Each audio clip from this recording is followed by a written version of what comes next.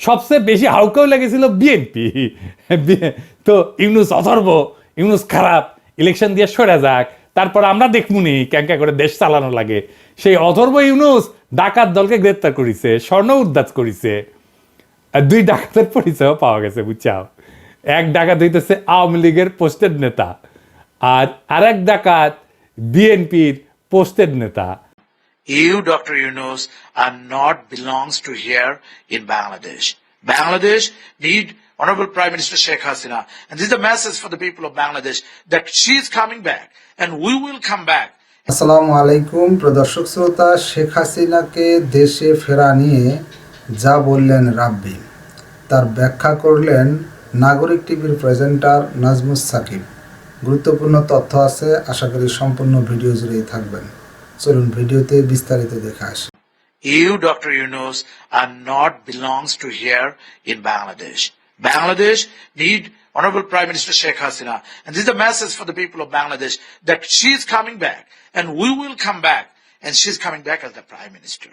We are here to let you know that don't worry, Prime Minister Sheikh Hasina is coming back as the Prime Minister of Bangladesh soon. প্রিয় দর্শক, একটা প্রবাদ বাক্য আছে, পাগলের সুখ মনে মনে। তো আজকের ভিডিওর শুরুতে যেই পাগলের বক্তব্যটি আপনাদের জন্য আমি প্রচার করলাম, সেটি কোনো ইউটিউব বা ফেসবুক ব্লগ থেকে নেওয়া হয়নি। অর্থাৎ এই পাগলের বক্তব্যটি অত্যন্ত গুরুত্ব সহকারে ভারতীয় বেশ কিছু জাতীয় গণমাধ্যমে সম্প্রচারিত হয়েছে, এবং সে সকল গণমাধ্যম এই পাগলকে যুক্তরাষ্ট্র প্রবাসী আওয়ামী লীগের একজন গুরুত্বপূর্ণ নেতা হিসেবে পরিচয় করিয়ে দিয়েছে আমাদের সামনে, এবং তার বক্তব্যকে সিরিয়াসলি ধরে নিয়েই বদ্ধ উন্মাদ এবং হাসিনা প্রেমী ভারতীয় মিডিয়াতে স্বপ্ন দেখানো হচ্ছে যে হাসিনা নাকি বাংলাদেশের প্রধানমন্ত্রী হিসেবেই অচিরে বাংলাদেশে প্রত্যাবর্তন করবেন। তো প্রিয় দর্শক, আমরা জানি যে স্বপ্ন দেখা আসলে ভালো। বিশ্ব সাহিত্য কেন্দ্রের প্রতিষ্ঠাতা অধ্যাপক আব্দুল্লাহ আবু সাইদ, তিনি আমার সাথে এক সাক্ষাৎকারে বলেছিলেন, মানুষ তার স্বপ্নের সমান বড়।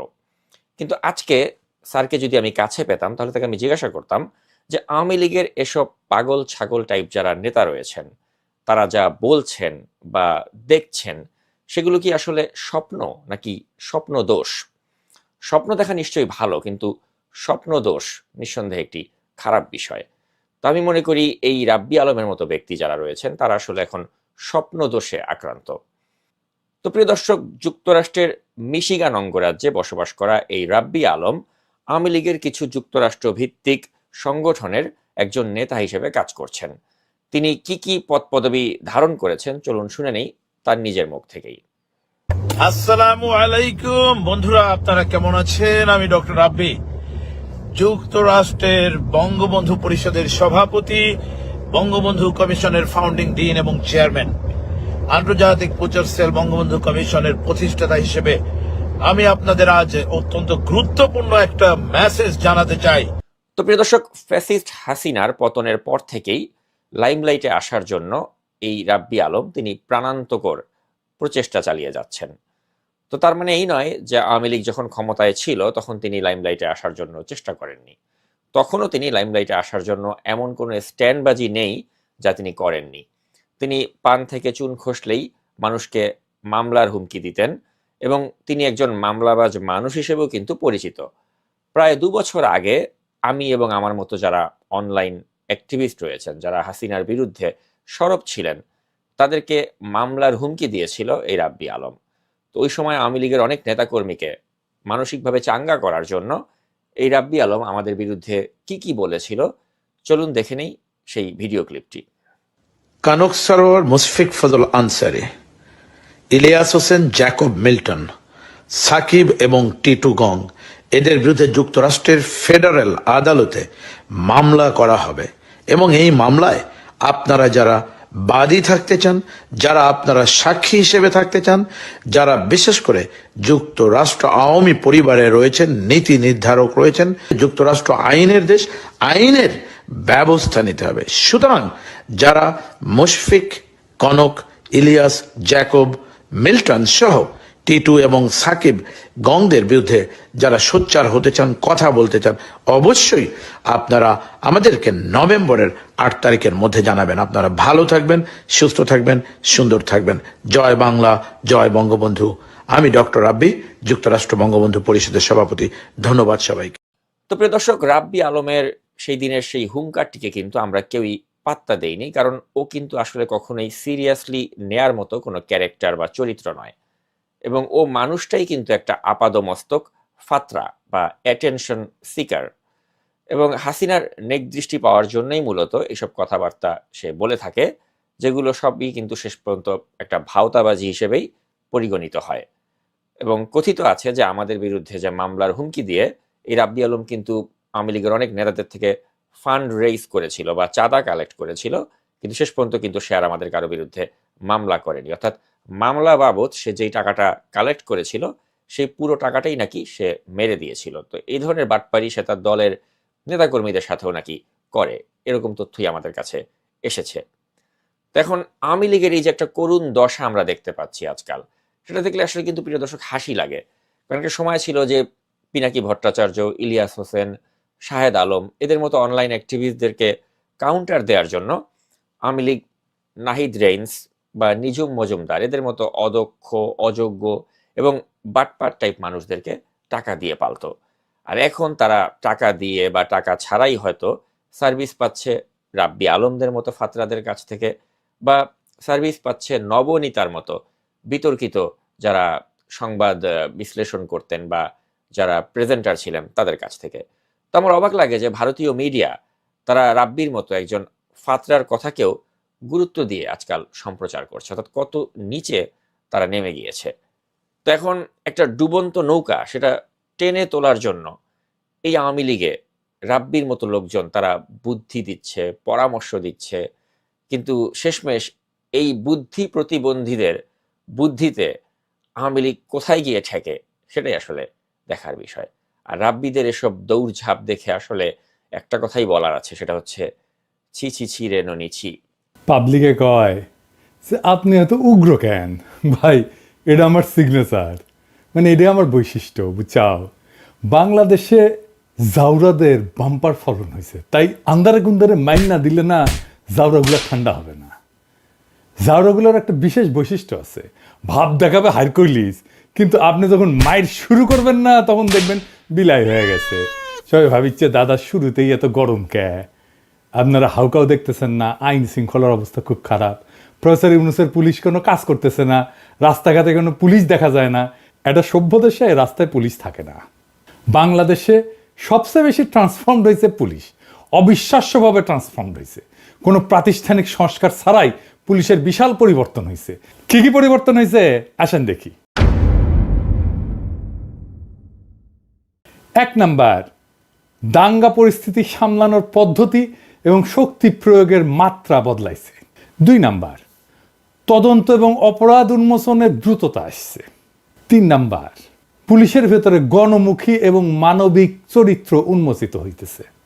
4 নাম্বার, দাঙ্গা পরিস্থিতিতে পুলিশ নিজে মাইর খায় কিন্তু অ্যাগ্রেসিভ হয় না। এই এত পরিবর্তন কোন জিনিসটা দেখে বুঝলাম আপনি জানেন যে পুলিশের বদলটা রিয়াল, এটা ফেক না। এটা আপনি বুঝবেন অ্যাকশনে না, এটা বুঝবেন ইমোশনে। আমি একটা ভিডিও দেখাই, এই ভিডিও আগেও দেখেছেন। একজন অতিরিক্ত বাবাসী আমার বুক ভরা লাথি মারছে, একবার বুক বরাবর, হঠাৎ করে পিছন থেকে আসে লাথি মারা শুরু করে পিছন দিয়ে। আমরা তাদেরকে না মেরে আমরা এমনি বারবার বাধা দিচ্ছি আর কি, হাত দিয়ে ডালার লাঠি দিয়ে আমরা বাধা দিচ্ছি আপনারা আসেন। হঠাৎ করে লাথি মারছে আমার এই, আমি রোজা রাখছি, রোজা ভাঙা যাবে না, এখন হাসপাতালের জন্য আছে। এই যে পুলিশটারে লাথি মারিছে বামপন্থীরা, আমি শিওর বামপন্থীদের একজন রোজদারকে এইভাবে মারার পরে রাতে গাঞ্জা দিয়া সেলিব্রেট করেছে হারামজাদারা।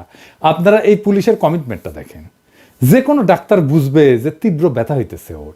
আমার ভয় হচ্ছে যে ওর লিভার টিভার ফাইটা গেছে কিনা, আল্লাহ না করুক, বা তার অন্ত্রের কোনো রক্তনালী ছিঁড়ে গেছে কিনা। অমিতাভ বচ্চন কিন্তু ঠিক একই রকম একটা ইনজুরিতে পড়েছিল কুলি সিনেমা করতে গিয়া।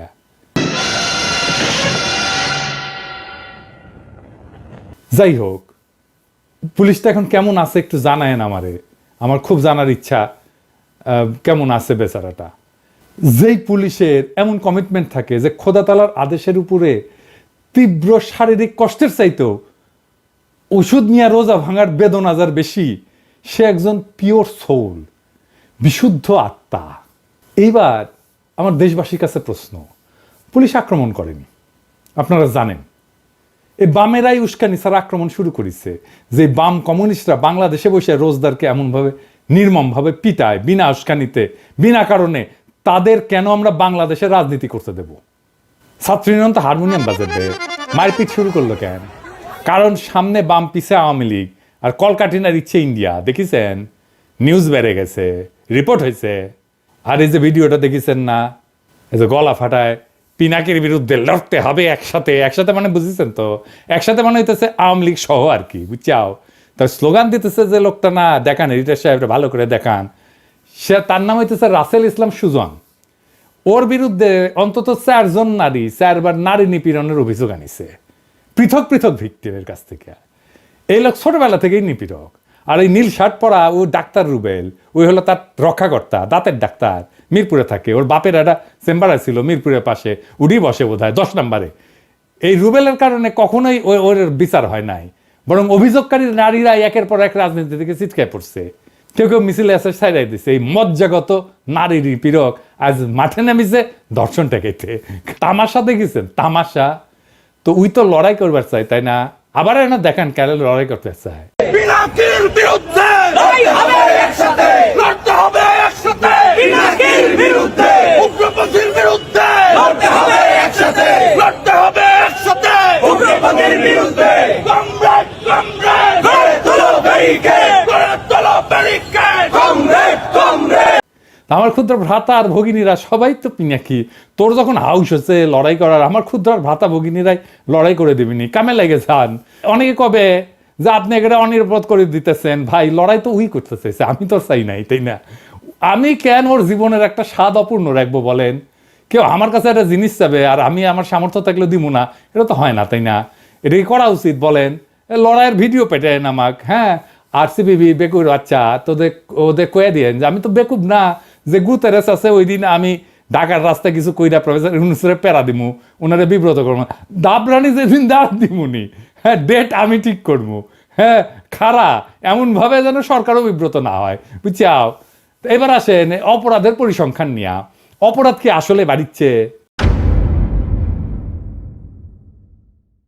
আমি 2024 সালের জানুয়ারি থেকে এই পর্যন্ত, ফেব্রুয়ারি পর্যন্ত অপরাধ সংক্রান্ত সমস্ত তথ্য সংগ্রহ করছি এবং ফলাফলগুলো কিন্তু খুব সুন্দর। দেখেন, বিপ্লবের আগে প্রত্যেক মাসে মোট অপরাধের সংখ্যা 14,000 থেকে 17,000-এর মধ্যে ছিল, কিন্তু বিপ্লবের পরে এই সংখ্যা নাটকীয়ভাবে কমে গেছে, 8,800 থেকে 14,500-র মধ্যে নেমে আসছে। এডিটর সাহেব দেখাই দেন। তার মানে সামগ্রিক অপরাধের হার উল্লেখযোগ্যভাবে হ্রাস পেয়েছে। তবে কিছু নির্দিষ্ট ধরনের অপরাধ, যেমন ডাকাতি, চিন্তা, এগুলা বৃদ্ধি পেয়েছে, তাই না? কিন্তু এই ডাকাতি কেন বেশি হইল? আসেন এটা না বুঝে দেখি। আওয়ামী লীগ আতঙ্ক এবং অস্থিরতা তৈরি করতে 300 পেশাদার ডাকাত হায়ার করেছিল, দেখেছেন না? ওদের গ্রেপ্তার করা হয়েছিল এবং ওরাই কিন্তু কইছে যে স্বীকারোক্তি দিছে ওদের আওয়ামী লীগ ওদের হায়ার করেছে। আগে শুনতাম ফুটবল প্লেয়ার হায়ার করে, এখন দেখেছি ডাকাতও হায়ার করে। শুধু আওয়ামী লীগ না, বিএনপির কর্মীরা ডাকাতি করেছে। যে রাজধানীর শান্তিনগরে ডাকাতির সময় 10-12 জন যুবদল কর্মী অস্ত্র সহ ধরা পড়েছে। কেন্দ্রীয় যুবদলের কি অবস্থান কিছু কইছে? গত রাতে এই ডাকাতির চেষ্টার সময় শান্তিনগরে মতিঝিল থানা যুবদলের সাথে সংশ্লিষ্ট একদল ব্যক্তি সাধারণ জনতার হাতে গণধোলাইয়ের শিকার হয়ে পুলিশের হাতে আটক হয়েছে। অভিযোগ হয়েছে মতিঝিল থানা যুবদলের সদস্য আল মাহমুদ রাত সহ 10 থেকে 12 জন যুবদল কর্মী ডাকাতির সময় অস্ত্র সহ ধরা পড়ে। তাদের কাছে পিস্তল, দেশীয় অস্ত্র ছিল, জানা গেছে আর কি। কে কে গ্রেপ্তার হয়েছে আর নামটা আমার কই কি। 1 নম্বর হইতেছে মাহিদুর রহমান মোহন, ওই ঢাকা কলেজ ছাত্র দলের সদস্য।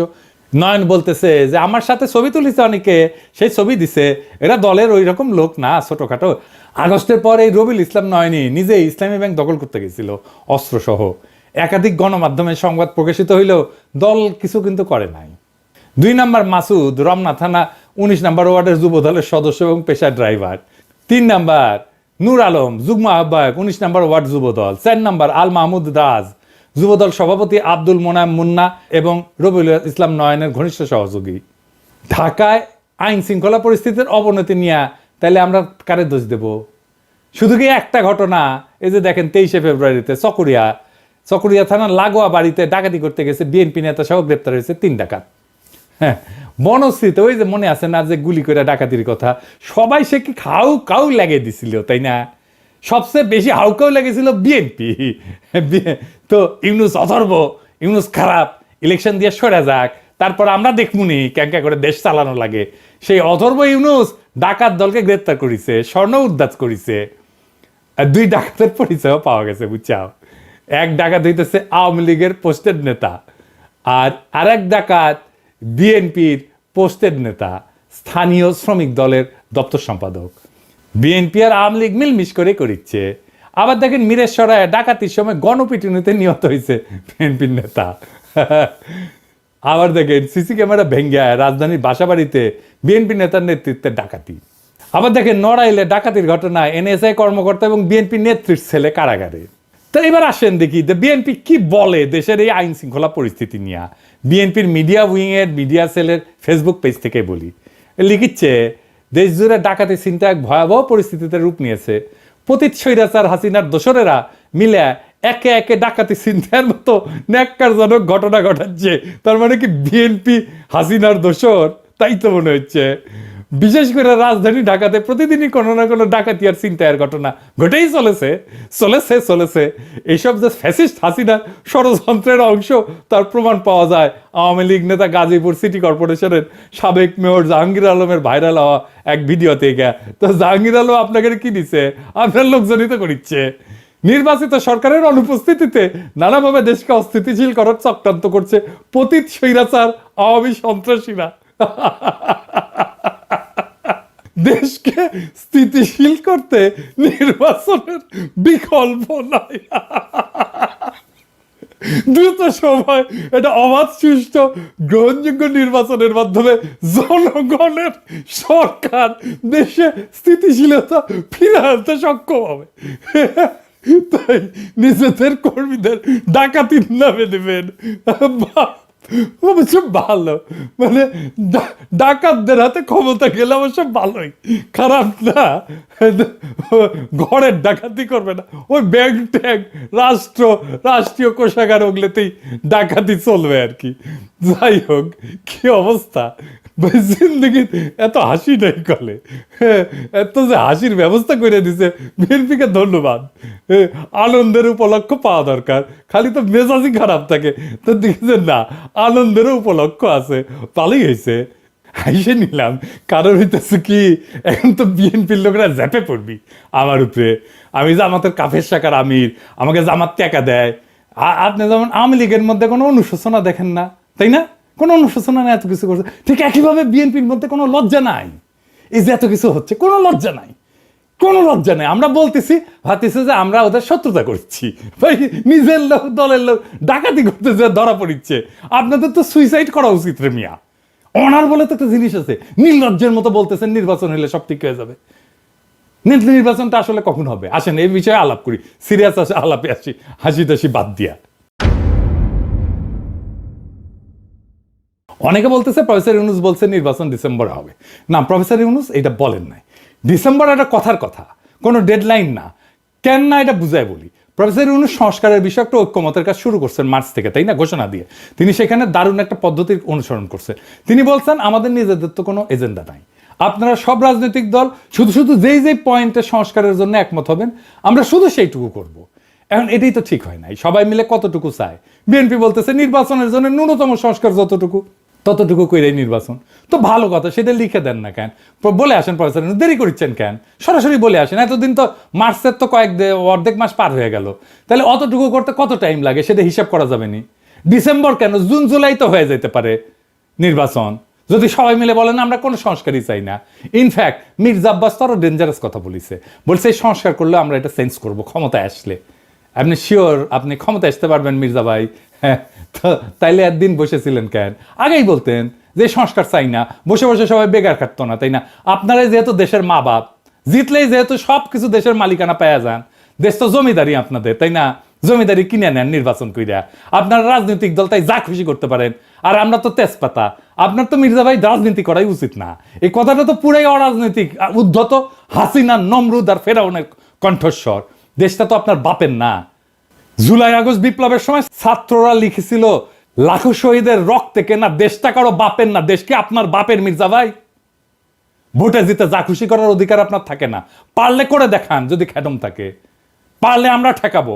জানের ভয়ে তো 28শে অক্টোবর দাঁড়াইতে পারেন নাই, মনে নাই বল্টনে 16 বছর ফ্যাসিবাদের চোদন খাওয়াইছেন দেশটারে, 111 ঠেকাইতে পারেন নাই, এখন হারকিউলিস হয়ে গেছেন। বাপরে ডরাইছি। হ্যাঁ, আপনার তো দলের কর্মীদের উপরে দরদ নাই, ওদের একটু ডাকাতি ডাকাতি করতে দেন, ওদের কি কোনোই অধিকার নাই? একটু জিব্বাটাকে সামাল দেন, সংযত করেন। ওই যে জর্ডানের একটা কবিতা আছে বুঝছাও, ক্যানোনাইজেশন বলে, ইংরেজি যেহেতু লিখেছে ঠিকই লিখেছে, ওই লিখেছে for God sake hold your tongue and let me love. রবীন্দ্রনাথের বাংলা করেছিল দোহাই তোদের একটুকু চুপ কর, ভালোবাসিবারে দে আমারে অবসর। বিএনপির ভাইরা, মির্জা ভাইরা একটু বলেন দোহাই তোদের একটুকু চুপ কর, ডাকাতি করিবারে দে আমারে অবসর। এইবার আসেন 32 নাম্বার নিয়ে কথা বলি। দেখেছেন সোহরাওয়ার্দীর বডিগার্ড যিনি জয় বাংলা হয়েছিল না, সে সিঁড়িটা কলে ভাঙেনি। আমি পই পই করে কইছিলাম মাটির সাথে মিশা দেওয়া লাগবে, কানে কথা যায় নাই। যখন জানিছি ওটা জিন্দা আছে তখনই কইছি ওই শিরিক মন্দির বানাবি হাসিনার দলের লোকেরা। ঠিকই বানাইছে, দেখেন কি করিচ্ছে, দেখেছেন দেখেছেন বুঝেছি, ওটা আমার নিজ দায়িত্ব লিয়া ভাঙা লাগবি। অসমাপ্ত আত্মজীবনী লিখেছিল সোহরাওয়ার্দীর বডিগার্ড, আর আপনারা অসমাপ্ত ভাঙাভাঙি করেছেন। আমি এর দায়িত্ব আর ক্ষুদ্র ভ্রাতাদের দিব না, একেবারেই দিব না। নিজে হাজির থাকবো। 5ই আগস্টের মধ্যে দেশে যাওয়ার পারি নাকি দেখি। সরকার তো আমার নেওয়ার জন্য ফরাসি সরকারের সাথে কথাবার্তা করছে, প্রফেসর ইউনূস নিজে উদ্যোগ নিচ্ছেন, আর উনি কথাবার্তা কইছেন, আশা করি হয়ে যাবে। এখন আমার এই প্ল্যান শুনে স্যার কবের পারে যে তুমি তো আমার পারিছি থাকো, আশা লাগবি না, এটি তুমি এসে গেঞ্জাম বাঁধাবা। স্যার শুনেন, আমাদের বগুড়াতে একটা গান আছে বুঝছেন, ইউথকারের গান আছে, ওই গানটা হচ্ছে গ্যাঞ্জাম বাঁধাবো, শুধু গ্যাঞ্জাম। আমরা বগুড়ার লোক তো গ্যাঞ্জাম বাঁধানোর আমরা মাস্টার। আপনি আমাকে নেন বা না নেন, গ্যাঞ্জাম আমি বাঁধাবই। তার সে নেন, ওই চক্ষু লজ্জা আছে তো, তাতে হয়তো যদি কিছুটা সামাল হয়।